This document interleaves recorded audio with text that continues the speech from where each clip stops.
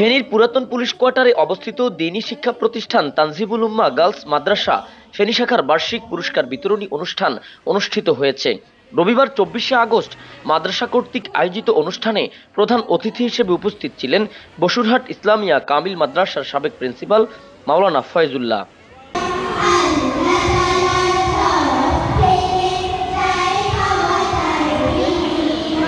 বিশেষ অতিথি হিসেবে উপস্থিত ছিলেন উপজেলা শিক্ষা অফিসার নুরুল আমিন, উপজেলা একাডেমিক সুপারভাইজার কামরুন নাহার। তানজিমুল উম্মাহ মাদ্রাসা ফেনী শাখার চেয়ারম্যান ডক্টর আব্দুল্লাহ আল মামুনের সভাপতিত্বে উক্ত অনুষ্ঠানে আরও উপস্থিত ছিলেন তানজিমুল উম্মাহ ফাউন্ডেশনের অ্যাসিস্ট্যান্ট ডিরেক্টর ইকরামুল হক ও এম আজিজুল্লাহ, মাদ্রাসার প্রিন্সিপাল মাওলানা নাসির উদ্দিন, জেলা হাফেজ পরিষদের সভাপতি হাফেজ মাওলানা জাকির হোসাইন।